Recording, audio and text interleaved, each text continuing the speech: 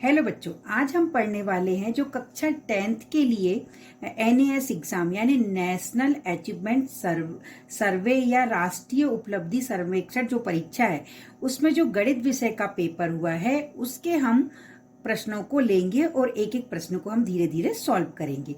तो सबसे पहले मैं उसका गणित जो आपका गणित विषय उसका फर्स्ट क्वेश्चन ले रही हूँ। पहला क्वेश्चन है, यदि एक गोले का पृष्ठीय क्षेत्रफल 324 पाई सेंटीमीटर स्क्वायर है तो उसका आयतन क्या होगा। बच्चों, आपको प्रश्न को बहुत ध्यान से पढ़ना है कि उसमें क्या दिया है और हमें क्या निकालना है। तो हमें इसमें गोले की बात चल रही है, गोले का पृष्ठीय क्षेत्रफल दिया है और हमें आयतन निकालना है। इसके 4 उत्तर दिए हुए हैं, 4 उत्तर दिए हैं, तो हमें इसमें देखना है कौन सा उत्तर सही है। बच्चों, इसमें 972 पाई सेंटीमीटर क्यूब ये वाला उत्तर सही है। अब हम देखेंगे कि ये उत्तर आया कैसे है। तो सबसे पहले जो दिया है हम उसे लेकर चलें। देखिए, पहले क्वेश्चन का जो हल है, गोले का पृष्ठीय क्षेत्रफल बराबर से कितना दिया हुआ है आपको, इक्वल 324 पाई सेंटीमीटर स्क्वायर हमने लिख दिया। फिर हम गोले के पृष्ठीय क्षेत्रफल का सूत्र लगा देंगे। क्या होता है गोले का पृष्ठीय क्षेत्रफल, 4 पाई आर स्क्वायर। बराबर से आपको वैल्यू दी हुई है, कितनी दी है, 324 पाई। हमने पाई से पाई को कैंसिल कर दिया, दोनों साइड के पाई को पाई से कैंसिल किया और 4 को बटे में यानी अपॉन में ले आए। तो क्या आएगा, R square equal to 324 upon 4। 324 से हमने 4 से काटा तो देखिए 4 8 जा 32, 4 1 जा 4, यानी 4 से 324 81 बार में कट गया। आर स्क्वायर बराबर 81 आया। अब जो 81 है, आर स्क्वायर बराबर 81 को हम क्या लिख सकते हैं, 9 का वर्ग। जब हमारी घातें समान हो तो उनके जो बेस यानी आधार होते हैं वो इक्वल होते हैं। यहाँ देखिए पावर यहाँ भी 2 है और यहाँ भी 2, तो आर की वैल्यू कितनी आ गई, 9 सेंटीमीटर। हमने लिख दिया आर की वैल्यू 9 सेंटीमीटर आ गई। पर हमें तो चाहिए है गोले का आयतन, उसका आयतन यानी गोले का हमें निकालना है गोले का आयतन। गोले के आयतन का सूत्र है 4/3 पाई आर क्यूब। हमने सूत्र रख दिया। अब इस सूत्र में हम वैल्यू पुट करें तो देखिए 4/3 पाई और आर का मान क्या है, 9। तो हमने 9 गुणित 9 गुणित 9 लिखा। 3 से 9 को काटा तो 3 बार कट गया। अब जितने भी ऊपर नंबर है सबको मल्टीप्लाई किया हमने। ये 4 का 3 में किया, 4 तिया 12 और 9 का 9 में किया 81।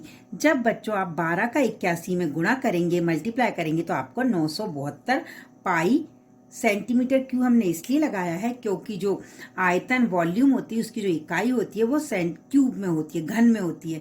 और यदि हमारा जो सेंटीमीटर में मात्रक दिया हो तो हम सेंटीमीटर लगाते हैं, मीटर में दिया हो तो मीटर। तो पहले क्वेश्चन का आंसर है 972 पाई घन सेंटीमीटर।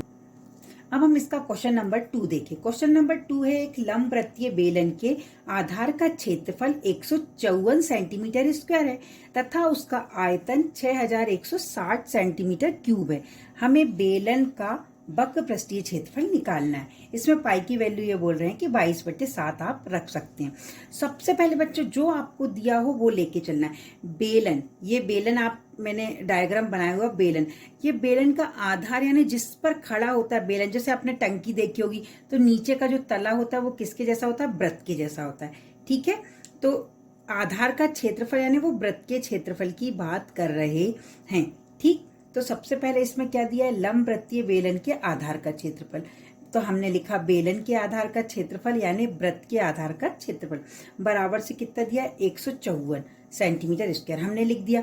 आधार के क्षेत्रफल का सूत्र होता है बेलन यानी वृत्त के आधार का क्षेत्रफल पाई आर स्क्वायर बराबर 154।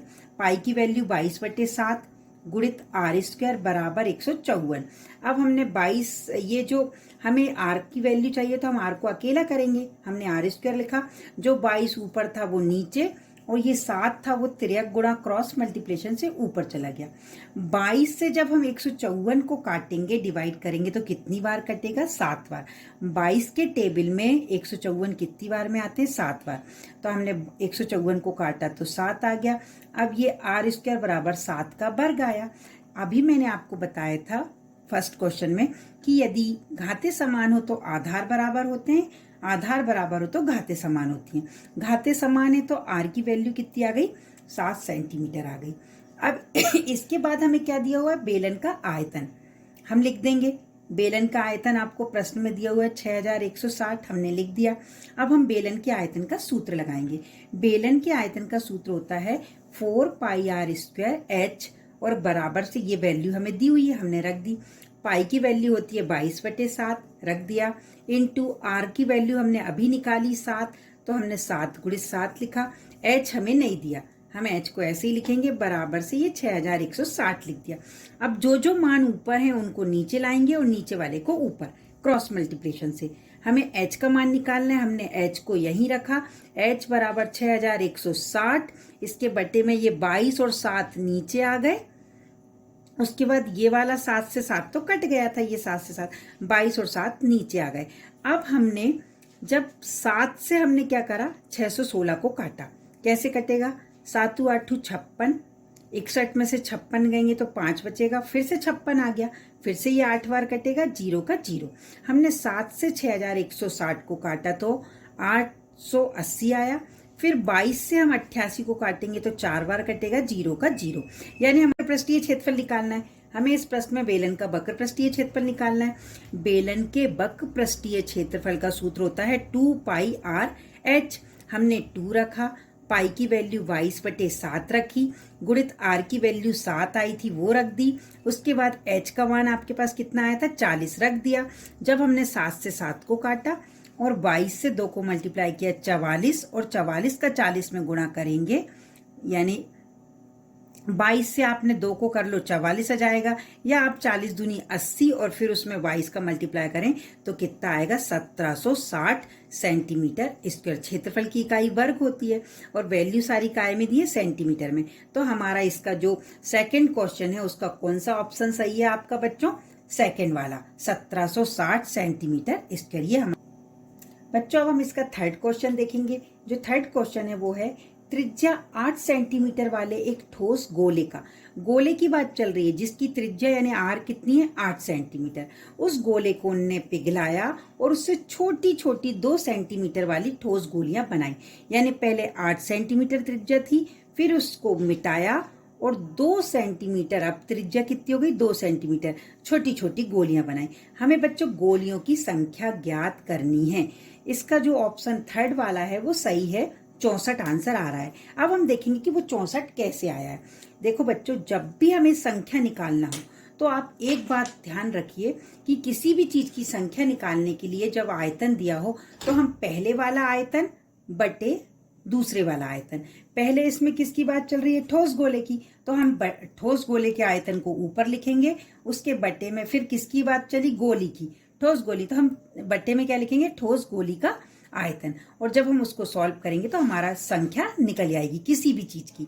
यानी किसी भी चीज की संख्या निकालने का फार्मूला है, इसमें हमारी वो चीज क्या है, गोलियां। तो गोलियों की संख्या को हम n मान लें तो संख्या बराबर होगा, पहले क्या आया, ठोस गोला, तो ठोस गोले का आयतन बटे सेकंड में क्या आई, गोली, तो ठोस गोली का आयतन। हमने सूत्र लगा दिया। अब गोली यानी वही गोला, तो गोले के आयतन का सूत्र होता है 4/3 πr³ बटे ठोस गोली भी वही, गोले की बात चल रही है तो 4/3 πr³। बस अंतर क्या है कि दोनों की त्रिज्या यानी रेडियस अलग अलग है। 4/3 पाई से 4/3 पाई पूरा कट गया। अब हमारे पास बचा r³/r³। r जो ऊपर वाला r है वो ठोस गोले की त्रिज्या है, तो ठोस गोले की त्रिज्या हमारी r बराबर 8 सेंटीमीटर दी हुई है। तो हम इसको r को कितनी बार लिखना है, 3 बार। हमने लिखा 8 × 8 × 8 बटे, फिर जो छोटी जो ठोस गोली है, गोली क्या है आपकी, छोटा वाला आर यानी कम जो दिया हुआ है 2 सेंटीमीटर, तो इसको भी हम 3 बार लिखेंगे। 8 से 2 को काटा, 8 से हम 2 को काटेंगे तो 8 में हमने 2 का भाग दिया तो 4 आया, फिर 8 में 2 का भाग दिया 4, 8 में 2 का भाग दिया 4। इस प्रकार हमारे पास ऊपर क्या आया, 4 × 4 × 4। जब हम तीनों 4 को मल्टीप्लाई करेंगे, गुणा करेंगे तो 4 चौके 16, 16 चौके 64। इस प्रकार हमारा थर्ड क्वेश्चन सॉल्व हो गया। अब हम क्वेश्चन नंबर 4 देखेंगे। क्वेश्चन नंबर 4 है किसी शंकु की ऊंचाई और त्रिज्या, किसकी बात चल रही है, शंकु की। शंकु की आकृति आप ध्यान में रखेंगे बेटा, जो कैप होती है ना, जन्मदिन की कैप है, ये शंकु कहलाता है। शंकु की ऊंचाई और त्रिज्या क्रमशः यानी एक के बाद एक, पहले 14 आया और फिर 6 आ रहा है। 14 क्या, पहले हमारा इसमें क्या आया था, ऊंचाई, तो जो शंकु की ऊंचाई h होती है वो 14 है, और फिर त्रिज्या r होती है, रेडियस, वो कितनी दी है, 6 सेंटीमीटर। हमें शंकु का आयतन निकालना है, बहुत सिंपल है। हम सबसे पहले इसको सॉल्व करने के लिए लिखेंगे शंकु की ऊंचाई h कितनी है, 14 सेंटीमीटर है। उसके बाद त्रिज्या r कितनी दी है, 6 सेंटीमीटर दी है। शंकु के आयतन का सूत्र होता है 1/3 पाई r स्क्वायर h, ये सूत्र होता है। बस हमें सूत्र में मान रखना है। हम लिखें 1/3 लिखा, इंटू पाई का मान 22/7 हमने लिख दिया, इंटू r का मान कितना है 6, तो 6 इंटू 6, फिर इंटू h का मान कितना है 14 हमने लिख दिया। अब हमने नीचे वाले 7 से 14 को काटा, 2 बार कट गया। फिर हमने 3 से 6 को काटा, 2 बार कट गया। अब हमारे पास जो भी ऊपर बचा है, देखिए ये 22 दूनी 44 और ये वाला 6 दूनी 12। हमारे पास 22 दूनी 44 आया और 6 दूनी 12। जब हम 12 का पहाड़ा 44 बार पढ़ेंगे तो आपका कितना आएगा, 528 सेंटीमीटर क्यूब। यानी फोर्थ वाले का कौन सा ऑप्शन सही है, थर्ड वाला, 528 सेंटीमीटर क्यूब। अब हम इसका 5वां क्वेश्चन देखेंगे। जो 5वां क्वेश्चन है, एक वृत्ताकार चकती की त्रिज्या 7, वृत्ताकार चकती की बात कर रहे हैं बच्चों, उसकी त्रिज्या 7 सेंटीमीटर और जो मोटाई यानी ऊंचाई कितनी है, 1/2 सेंटीमीटर। ऐसी उनने क्या करा, एक वृत्ताकार चकती के ऊपर चकती रखते गए, 50 चकती रखी एक के ऊपर एक ठोस लंबवृत्तीय बेलन बना लिया है उनने चकतियों को रखकर। हमें इस प्रकार बने बेलन का वक्र पृष्ठीय क्षेत्रफल निकालना है। जो चकती होती बच्चों वो वृत्त के रूप में है, पर उसमें थोड़ी सी भी ऊंचाई आती है तो वो बेलन का रूप ले लेती है। तो ये किसकी बात कर रहे हैं, बेलन की। तो सबसे पहले यानी चकती की बात है ना, बेलन की, तो हम लिख दें चकती की त्रिज्या यानी बेलन की त्रिज्या कितनी हो गई, r बराबर 7 सेंटीमीटर। उसके बाद मोटाई यानी h, ऊंचाई किसकी, बेलन की, h बराबर कितना है, 1/2 सेंटीमीटर लिख दिया। अब हमें किस चीज का वक्र पृष्ठीय क्षेत्रफल निकालना है, बेलन का। तो हम सूत्र लगाएंगे, बेलन का वक्र पृष्ठीय क्षेत्रफल होता है, बेलन के वक्र पृष्ठ का क्षेत्रफल। यहाँ मैंने क्षेत्रफल नहीं लिखा हुआ है, मैं लिख देती हूँ। बेलन के वक्र पृष्ठ का क्षेत्रफल बराबर होता है 2 पाई r h। ये सूत्र लिख दिया, 2 पाई r h। 2 का 2 लिखेंगे, पाई का मान 22/7, r का मान आपका 7 दिया हुआ है लिख दिया, h का मान 1/2 लिखा है हमने। 7 से 7 डिवाइड हो गए और 2 से 2 कट गया। तो हमारे पास जो एक चकती की बात हो रही है अभी, एक चकती का यानी एक चकती किसके रूप की है, बेलन की। तो बेलन का जो वक्र पृष्ठ आया वो 22 सेंटीमीटर आया। अब 22 सेंटीमीटर स्क्वायर आया एक चकती का क्षेत्रफल। पर बच्चों हमें कितनी चकतियां जमाई हुई हैं, 50। तो हमें 50 चकती से बने, 50 चकती को एक के ऊपर एक रखकर उन्हें लंबवृत्तीय बेलन बनाया है, हमें उसका वक्र पृष्ठीय क्षेत्रफल निकालना है। तो बस आपको क्या करना है, एक चकती के क्षेत्रफल से 50 का गुणा कर देना है। तो हमने 50 से 22 का गुणा किया, तो 22 शून्यम शून्य, 22 पंजे 110, यानी क्या आया, 1100 सेंटीमीटर स्क्वायर। इसका सेकंड वाला ऑप्शन सही है बच्चों। अब हम इसका 6 क्वेश्चन देखते हैं। बच्चों हम इसका 6 क्वेश्चन देखते हैं। 6 क्वेश्चन है, समीकरण ax² plus bx plus c बराबर 0 के मूल ज्ञात करना है। ये जो द्विघात समीकरण है, इसके मूल जो होते हैं वो श्रीधराचार्य की सूत्र विधि है, उससे इसके जो मूल होते हैं, एक अल्फा आता है और एक बीटा आता है। एक प्लस वैल्यू लेने से आता है और एक माइनस। तो इसका जो थर्ड ऑप्शन है वो सही है। इसमें क्या आएगा, -b plus minus √b² minus 4ac upon 2a, यानी इसका जो थर्ड वाला आंसर है वो सही है। इसका थर्ड वाला आंसर सही है, क्योंकि जो हमारा श्रीधर का सूत्र है द्विघात समीकरण, इसमें हमारी जो समीकरण की घात होती है वो 2 होती है, तो इसके 2 उत्तर आते हैं, यानी 2 मूल आते हैं। एक हमारा प्लस वैल्यू लेने से आएगा और एक माइनस वैल्यू लेने से आएगा। तो हमारा जो थर्ड में लिखा हुआ है -b plus minus √b² minus 4ac upon 2a, ये सही है बच्चों। अब हम इसका क्वेश्चन नंबर 7 देखेंगे। क्वेश्चन नंबर 7 है, x minus 2a, x minus a, x plus a, x plus 2a का हमें माध्य निकालना है। माध्य निकालना है बच्चों, हम पूर्व की कक्षा में भी माध्य निकालना पढ़ चुके हैं। तो माध्य का सूत्र होता है sigma xi upon n। Sigma का मतलब होता है कि जोड़ना है। किसे जोड़ना है, जितनी भी नंबर्स आपको दिए हुए हैं, चाहे वो आपको कांस्टेंट में दिए हो या वेरिएबल में दिए हो, उन सबको जोड़ना है। और फिर वो जितने नंबर दिए उससे आपको डिवाइड करना है। एन का मतलब कितने नंबर दिए। तो देखिए हम आगे सिग्मा एक्स आई का मतलब हमने x minus 2a plus x minus a plus x plus a plus x plus 2a सारी वैल्यू को प्लस के साथ लिख लिया। फिर ये टोटल वैल्यू कितनी थी हम काउंट करें 1 2 3 4 5, टोटल वैल्यू 5 थी। एन का मान हमारे पास 5 है, हम 5 से डिवाइड करेंगे। देखिए माइनस 2a और प्लस 2a कट गया, माइनस ए और प्लस ए कट गया। फिर हम जितने भी एक्स हैं सब सेम है तो ये जुड़ जाएंगे।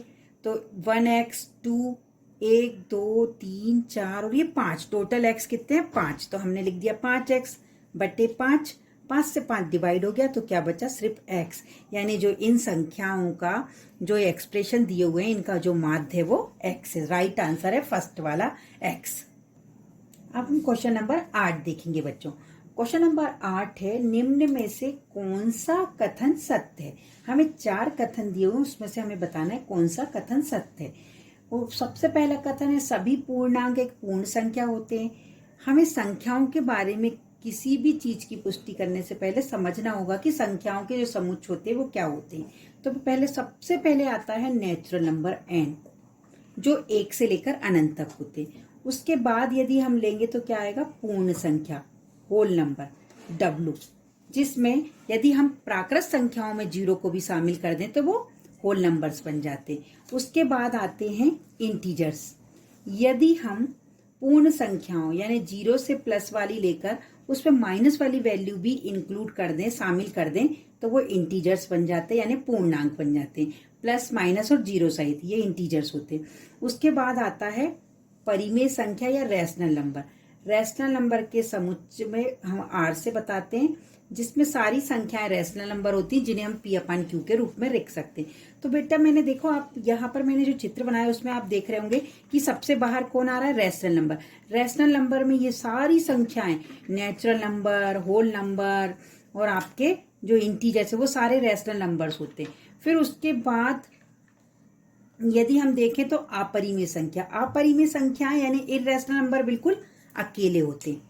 कैसे संख्या जो करनी 3 करनी 2 जो जिन्हें हम ऐसी संख्या जिन्हें हम p/q के रूप में नहीं लिख सकते वो हमारे अपरिमेय या इररेशनल नंबर कहलाते हैं। और ये सारी संख्याएं आती हैं किसके अंदर आती हैं वास्तविक संख्याओं यानी रियल नंबर्स के अंतर्गत आती हैं। वास्तविक संख्याओं यानी रियल नंबर्स के अंतर्गत आती है। अब हमें बताना है कि हमारा कौन सा कथन सत्य है। तो देखो ये हमसे कह रहा है सभी पूर्णांक एक पूर्ण संख्या है। पूर्णांक कहाँ गया पूर्णांक इंटीजर, इंटीजर बोल रहा है ये पूर्णांक है, जबकि जो पूर्णांक है वो हमसे क्या कह रहा है कि ये पूर्ण संख्या है। जबकि देखो जो पूर्ण इंटीजर्स है वो बाहर आ रहा है और ये अंदर आ रहा है, यानी ये गलत कह रहा है। क्योंकि जब हम पूर्ण संख्याओं में माइनस वालों को शामिल करते हैं जब इंटीजर्स बनते हैं तो सारे के सारे इंटीजर्स पूर्ण संख्या नहीं है। तो पहला वाला तो आपका कथन सत्य नहीं है। दूसरा ये कह रहा है परिमेय संख्या एक पूर्णांक है। देखो परिमेय संख्या सिर्फ पूर्णांक होती है क्या, परिमेय संख्या तो किसी भी रूप की हो सकती है। तो ये बोल रहा है कि प्रत्येक परिमेय संख्या बस एक पूर्णांक के रूप में होती है, नहीं है। जैसे 3 हम ले लें 5/7, ये भी एक परिमेय संख्या है जो कि एक पूर्णांक नहीं है। तो ये वाला कथन भी हमारा क्या है सत्य नहीं है। अब हम अगला कथन लें, प्रत्येक अपरिमेय संख्या एक वास्तविक संख्या होती है। ये हमसे कह रहा है कि अपरिमेय संख्या, प्रत्येक अपरिमेय संख्या एक वास्तविक संख्या होती है। तो बच्चों यदि ये डायग्राम आप देख रहे हैं तो वास्तविक संख्याओं के समुच्चय में सारी संख्याएं आती हैं, इसलिए अपरिमेय संख्या भी क्या है वास्तविक संख्या। इसका थर्ड वाला उत्तर सही है। फोर्थ वाले कथन में ये हमसे कह रहा है कि वास्तविक संख्याएं एक अपरिमेय संख्या होती है, यानी ये कहना चाह रहे हैं कि वास्तविक संख्याएं केवल अपरिमेय होती हैं। तो ये तो गलत है। वास्तविक संख्या तो नेचुरल भी होती है, पूर्ण भी होती है, इंटीजर्स भी होती हैं। तो ये फोर्थ वाला गलत है, हमारा इसका थर्ड उत्तर सही है। हमारा क्वेश्चन नंबर 9 है cos 30 into cos 60 minus sin 30 into sin 60 का हमें वैल्यू निकालनी है। तो बच्चों इसके लिए आपको त्रिकोणमिति सारणी याद होना चाहिए। यदि आपको सारणी याद होगी तो आप झट से इनके मान रखकर ज्ञात कर लेंगे। तो हम इस प्रश्न को देखते हैं। cos 30 का मान होता है √3/2, हमने लिख लिया। इंटू cos 60 का मान होता है 1/2, वो भी लिख दिया। माइनस sin 30 का मान होता है 1/2 एंड sin 60 का मान होता है √3/2। ठीक, हमने सारे मान रख दिए। अब हम देखें 3 का 1 से मल्टीप्लाई किया, √3 का तो √3 बन जा √3, 2 का 2 से किया 2 2 जा 4, माइनस √3 बन जा √3 और 2 का 2 से किया 2 2 जा 4। अब एक वैल्यू प्लस की और एक माइनस की, तो ये दोनों आपस में कट के हमारी वैल्यू क्या आएगी, 0 आएगी। यानी क्वेश्चन नंबर 9 का जो थर्ड ऑप्शन है 0, वो इसका मान 0 सही है, थर्ड वाला ऑप्शन सही है। बच्चों हमने इसमें अपन ने पार्ट 1 में 9 तक के क्वेश्चन सॉल्व किए हमारे पेपर के। अब नेशनल अचीवमेंट सर्वे के जो अगले 10 क्वेश्चन हैं, 10 के क्वेश्चन हम अपने अगले पार्ट में देखेंगे। धन्यवाद।